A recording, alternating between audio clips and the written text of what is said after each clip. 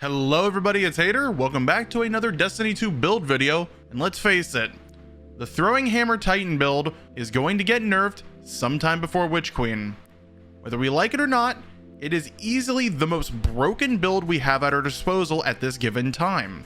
And I personally don't see Bungie keeping it around when there is a raid race on the horizon.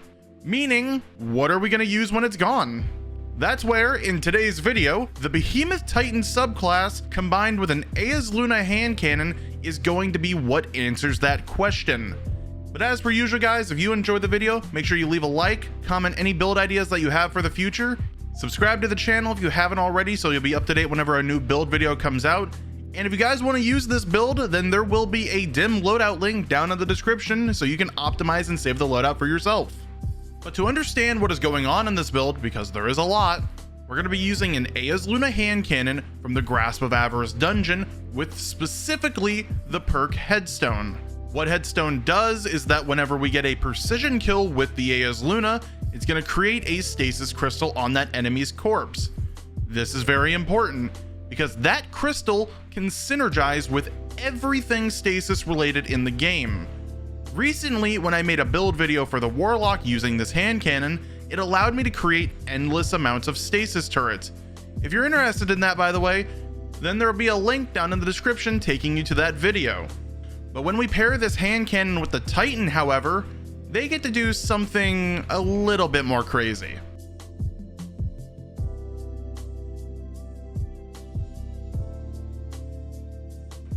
Yeah, this can get pretty ridiculous. And speaking of ridiculous, what about the other rolls on Eyasluna? What else do you want besides Headstone? And that really comes down to preference because there are a lot of God rolls for this hand cannon. If you want more reload speed or just a reload speed God roll, you can go for something like Outlaw, Rapid Hit, or the newly introduced Perpetual Motion. But for my God roll, and the one that I recommend that you guys try to farm out for, is Headstone with the perk Unrelenting and as much reload speed as you can get. The reason behind this, and something that a lot of people gloss over, is that Unrelenting gives you HP back based on how many enemies you kill with the weapon in an 8-second time frame. That on paper doesn't sound too good, but when you combine it with Headstone, however, the crystal that Headstone creates, in layman's terms, is considered the Eyasluna's. So when you break it and kill enemies around it, Unrelenting is going to proc and heal you based on how many enemies die to the crystal. In the end though guys, just farm for whatever role you feel comfortable with. This is just the one that I really like to use. But now that I think I've properly hyped this build up, let's talk about what goes into it to make it work. Starting off with the aspects and fragments of the build. For the aspects, we're going to be using Tectonic Harvest, so whenever we break stasis crystals, they'll create stasis shards. I'll explain more later on why we're using this, but for the other aspect, we'll be using the Diamond Lance so that whenever we kill enemies that are frozen or with our abilities, a stasis lance will appear on their body, allowing us to pick it up and throw it to freeze enemies or slam it down to freeze multiple enemies.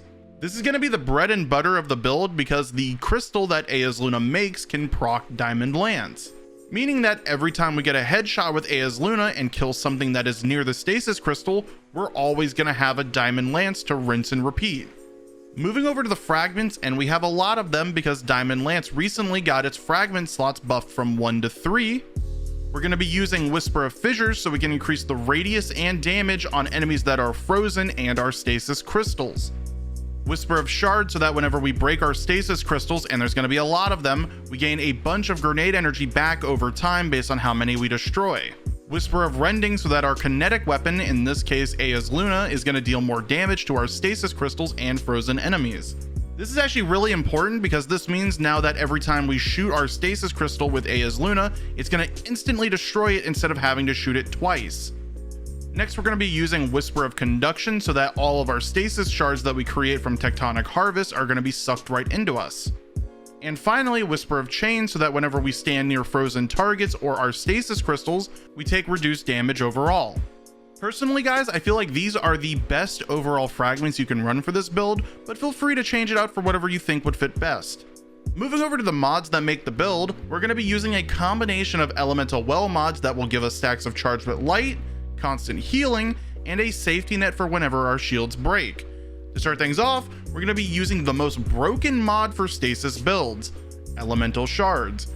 The reason this is so broken is because whenever we have this mod equipped, it turns the Stasis shards from our Tectonic Harvest into Elemental Wells every 10 seconds.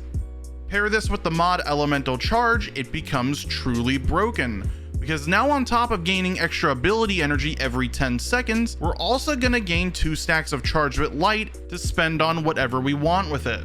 In the case for this build, we'll be using the stacks on the mod Protective Light so that whenever our shields break, we gain a 10-second 4 times damage resistance. Of course, we have the option of using something like Firepower to gain grenade energy back, Lucent Blade for more sword damage, or even Energy Converter to turn all of the stacks into super energy. Protective Light is just the safest option when using stacks of Charged with Light. But for the rest of the build, we can use 2 mods to take advantage of the crystals exploding. Keyword there, exploding, because whenever something is considered explosive damage, it means we can use the mod Explosive Well Maker to create a solar elemental well. Then to double down and make that well do something, we'll use the mod Well of Life. So now on top of having Whisper of Chains and Protective Light giving us damage resistance, we'll also have 10 seconds of continuous healing, making us practically immortal. If we somehow die, it's either from the Architects or fall damage. Because to be frank, we're more stacked than Zavala and his crippling addiction to Yallardoodles. Now for the final touch on this build, which I can't even believe I'm saying, we're going to use the newly buffed exotic chest piece Heart of Inmost Light, so that whenever we use an ability, it will empower the other 2, giving them 10 seconds of regen, bonus damage, or more HP for the barricade. This stacked on top of Whisper of Shards is drastically going to increase just how often we have all 3 of our abilities. But to get a better idea of where everything's going to go, let's move over to my Titan, and I'm going to show you guys where I'm putting all of the mods in my build. Starting off with my helmet, guys, I have it as solar, and I'm using Explosive Well Maker at the end with a sword ammo finder because of my loadout. Moving over to my arms, I have these as Stasis. I'm using Elemental Shards at the end of it, and this is honestly the best armor piece in the entire game to use as your Stasis armor piece. Because if we're not running champion mods, for in this case I'm using Overload Sword because I'm using a sword in my loadout, I could take it off and swap it out for a grenade kickstarter too. Over at my Heart of Inmost Light, I have it as Arc. I could use this as any element of my choosing, but I'm using Elemental Charge at the end of it because it's neutral, and 2 damage resistance mods that I could change out depending on what activity I'm going into. Next up over at my boots, guys, and as always, they are going to be Void with Protective Light at the end of it, a Better Already, and an ammo scav of my choice.